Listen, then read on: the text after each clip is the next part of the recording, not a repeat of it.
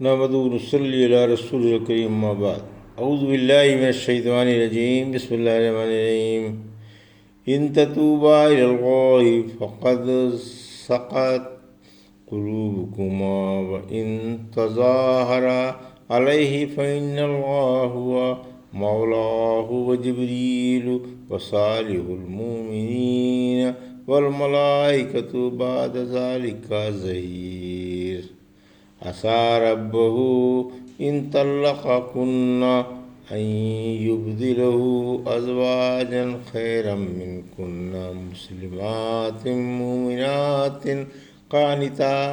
قانتات تائبات عابدات سائحات ثیبات وأبکارا۔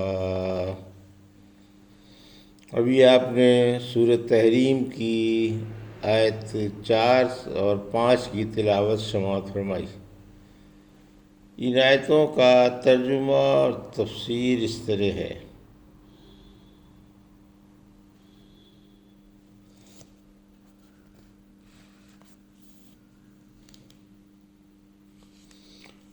اے نبی صلی اللہ علیہ وسلم کی دونوں بیویوں، اگر تم اللہ سے توبہ کر لو تو اچھا ہے۔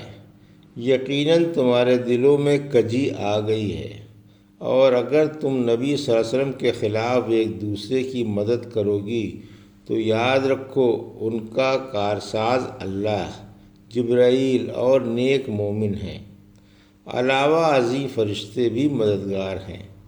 اگر نبی صلی اللہ علیہ وسلم تم کو طلاق دے دے تو جلدی ہی انہیں ان کا رب تمہارے بجائے تم سے بہتر بیویاں عنایت فرما دے گا، جو اسلام و ایمان والیاں، فرما برداری کرنے والیاں، توبہ کرنے والیاں اور عبادت بجا لانے والیاں اور روزہ رکھنے والیاں ہوں گی، بیوہ بھی اور کنواری بھی۔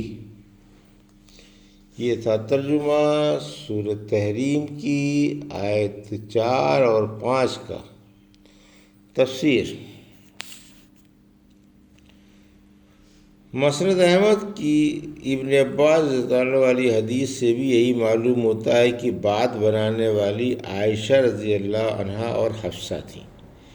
ابن عباس اللہ فرماتے ہیں، مجھے برابر یہی شوق رہا کہ میں عمر رضی اللہ عنہ سے پوچھوں کہ وہ 2 عورتیں کون تھیں جن کے بارے میں ان تتوبہ اتری۔ ایک دفعہ آپ حج کو جاتے ہیں، میں بھی آپ کے ساتھ ہوتا ہوں۔ اثناء راہ میں آپ راستے سے ہٹ کر قضائے حاجت کو جاتے ہیں، میں پانی کا لوٹا لے کر پیچھے پیچھے ہو لیتا ہوں۔ فارغ ہو کر آتے ہیں تو میں پانی ڈالتا ہوں، آپ وضو کرتے ہیں۔ پوچھتا ہوں، امیر المومنین وہ 2 عورتیں کون تھیں جن کے بارے میں یہ آیت اتری؟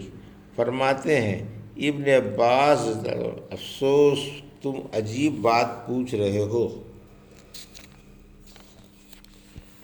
بقول زہری، عمر رضی اللہ عنہ کو ابن عباس رضی اللہ عنہ کا سوال برا معلوم ہوتا ہے مگر بتائے بغیر چارہ بھی نہ تھا۔ فرماتے ہیں یہ عائشہ و حفصہ رضی اللہ تعالی عنہ تھیں۔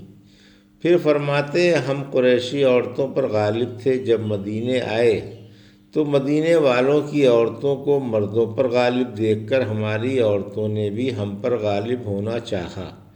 میری رہائش امیہ کے گھر ایک گاؤں میں تھی۔ ایک دن میں اپنی بیوی پر ناراض ہوا، اس نے مجھے الٹ کر جواب دیا، مجھے اس کا جواب دینا برا معلوم ہوا۔ بولی، جواب کیوں برا معلوم ہوتا ہے؟ اللہ کی قسم، رحمت عالم صلی اللہ علیہ وسلم کی بیویاں آپ کو جواب دیتی ہیں اور آپ کو دن بھر چھوڑ بھی دیتی ہیں۔ غرض یہ کہ میں حفصہ رضی اللہ عنہ کے گھر پہنچا اور ان سے پوچھا، کیا تم اللہ کے رسول صلی اللہ علیہ وسلم کو جواب دیتی ہو؟ بولی ہاں۔ پوچھا، کیا دن بھر چھوڑ بھی دیتی ہو؟ بولی ہاں۔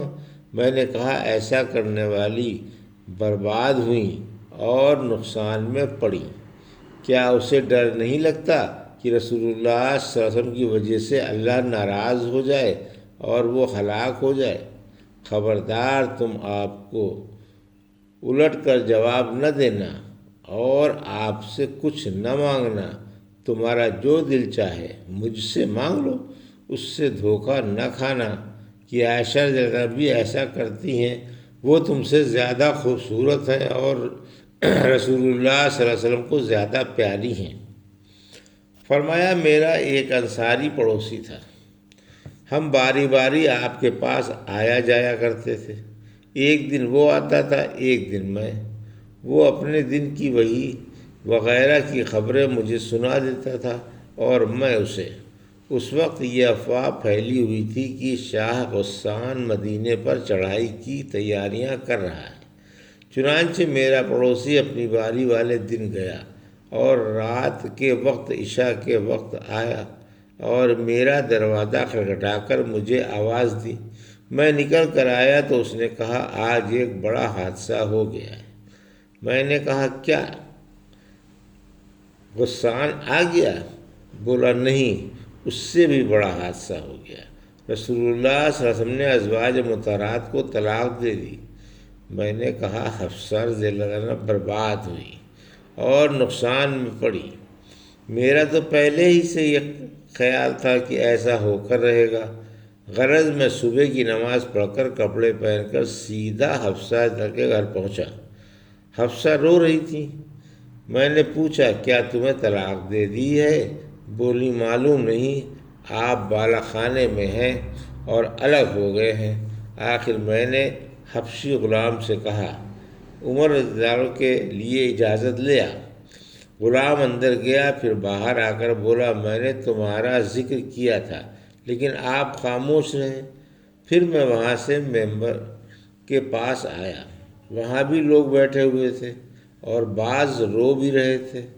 میں تھوڑی دیر ممبر کے پاس بیٹھا رہا، پھر بے قراری غالب آئی اور میں نے غلام سے کہا عمر کے لیے اجازت لیا۔ وہ اندر گیا، پھر باہر آ کر بولا میں نے آپ کا ذکر کیا تھا مگر رسول اللہ صلی اللہ علیہ وسلم خاموش رہے۔ پھر میں وہاں سے ہٹ کر ممبر کے پاس آ کر بیٹھ گیا، پھر بے قراری غالب آئی اور میں نے غلام سے کہا عمر کے لیے اجازت لیا۔ وہ اندر گیا، پھر باہر آ کر بولا میں نے رسول اللہ صلی اللہ علیہ وسلم سے ذکر کیا تھا مگر آپ خاموش رہے۔ پھر میں واپس ہونے لگا، اتنے میں غلام نے آواز دے کر کہا آ جائیے، رسول اللہ صلی اللہ علیہ وسلم نے اجازت دے دی۔ چنانچہ میں نے جا کر سلام کیا۔ آپ ایک چٹائی پر بیٹھے تھے جس کے آپ کے جسم مبارک پر نشان پڑ گئے تھے۔ میں نے کہا یا رسول اللہ صلی اللہ علیہ وسلم کیا آپ نے امہات المومنین کو طلاق دے دیے؟ آپ نے میری طرف سر اٹھا کر فرمایا نہیں۔ میری زبان سے اللہ اکبر نکلا۔ میں نے کہا یا رسول اللہ صلی اللہ علیہ وسلم ملاحظہ تو فرمائیے، ہم قریشی اپنی عورتوں پر غالب تھے، جب مدینہ آئے تو مدینے والوں کی عورتیں ان پر غالب تھیں، ان کی دیکھا دیکھی ہماری عورتیں بھی ہم پر غالب ہونا چاہتی ہیں۔ ایک دن میں اپنی بیوی پر ناراض ہوا، وہ مجھے الٹ کر جواب دینے لگی، میں نے برا مانا۔ کہنے لگی برا کیوں مانتے ہو؟ نبی صلی اللہ علیہ وسلم کی بیویاں بھی آپ کو جواب دیتی رہی ہیں اور ان سے بعض تو آپ سے دن بھر بات بھی نہیں کرتی۔ میں نے کہا جو ایسا کرتی ہے وہ برباد ہوگی اور ٹوٹے میں پڑے گی۔ کیا اللہ کے رسول صلی اللہ علیہ وسلم کو ناراض کر کے اللہ کے غصے سے محفوظ رہ سکتی ہے؟ اور جب اللہ کا غصہ اتر آئے گا تو پھر بربادی ہی ہے۔ آپ مسکرائے۔ میں نے کہا اے اللہ کے رسول صلی اللہ علیہ وسلم، میں نے حفصہ سے کہا تھا تم اپنی پڑوسن یعنی عائشہ کی ریس نہ کرنا اور ان کی وجہ سے دھوکہ نہ کھا جانا، وہ تم سے زیادہ خوبصورت اور آپ کو بہت محبوب ہے۔ آپ دوسری بار مسکرائے۔ میں نے کہا یا رسول اللہ صلی اللہ علیہ وسلم مجھے بیٹھنے کی اجازت ہے؟ فرمایا شوق سے بیٹھو۔ چنانچہ میں بیٹھ گیا۔ میں نے گھر کو نگاہ اٹھا کر دیکھا، اللہ کی قسم کوئی ایسی چیز نہیں دیکھی جو نگاہ لوٹا سکے علاوہ 3 خشک کھالوں کے۔ میں نے ٹھنڈی سانس بھر کر کہا یا رسول اللہ صلی اللہ علیہ وسلم آپ اللہ سے دعا فرمائیں کہ اللہ آپ کی امت کو فراخی عطا فرمائے۔ فارس و روم کے باشندے مشرک ہونے کے باوجود عیش کر رہے ہیں۔ یہ سن کر آپ سیدھے ہو کر بیٹھ گئے اور فرمایا، اے ابن خطاب، کیا تم ابھی فراخی کی طرف شک ہی میں ہو؟ یہ تو وہ ہے جن کی اچھائیوں کا دنیا میں بدلہ مل گیا۔ میں نے کہا، یا رسول اللہ صلی اللہ علیہ وسلم آپ میرے لیے استغفار فرمائیں۔ آپ نے قسم کھائی تھی کہ 1 مہینے تک بیویوں کے پاس نہ جائیں گے کیونکہ آپ ان سے سخت ناراض ہو گئے تھے۔ آخرکار اللہ نے آپ کو تنبیہ فرمائی۔ ایک روایت میں ہے کہ میں نے کہا، یا رسول اللہ صلی اللہ علیہ وسلم آپ عورتوں کے معاملے میں دلگیر کیوں ہوتے ہیں؟ اگر آپ انہیں طلاق بھی دے دیں تو آپ کے ساتھ اللہ اس کے فرشتے جبرائیل و میکائیل، میں، ابو بکر اور تمام مسلمان ہیں۔ فرماتے ہیں جب میں کوئی اس قسم کی بات کہتا تو اللہ سے تصدیق کی توقع رکھتا تھا۔ آخر آیت عسیٰ ربہ اتری آئی، اور وَإِن تَظَاهَرَ عَلَيْهِ بھی میں بولا، کیا آپ نے طلاق دے دی ہے؟ فرمایا نہیں۔ پھر میں نے باب مسجد پر کھڑے ہو کر زور سے کہا کہ نبی صلی اللہ علیہ وسلم نے عورتوں کو طلاق نہیں دی ہے۔ سورہ نساء کی آیت 83 میں فرمایا بھی اسی سلسلے میں اتری، یعنی وہ امن یا خوف کی خبر ملتے ہی اسے فوراً پھیلا دیتے ہیں۔ اگر یہ اس رسول اللہ صلی اللہ علیہ وسلم تک یا ارباب حل و عقد تک پہنچا دیتے تو دور اندیش اسے سمجھ لیتے۔ فرماتے ہیں اس بات کا استنباط کرنے والا بھی میں ہی ہوں۔ صالح ایمان والوں سے مراد ابو بکر، عمر اور علی رضی اللہ عنہ ہیں۔ بریدہ رضی اللہ تعالیٰ عنہ کہتے ہیں اللہ نے اپنے نبی صلی اللہ علیہ وسلم سے اس آیت میں وعدہ فرمایا کہ آپ کے نکاح میں شیبہ، آسیہ زوجہ فرعون اور دوشیزہ مریم بنت عمران آئیں گی۔ ابن عمر رضی اللہ عنہ کہتے ہیں حضرت جبرائیل علیہ السلام نبی صلی اللہ علیہ وسلم کے پاس تھے۔ آپ کے سامنے سے خدیجہ گزری۔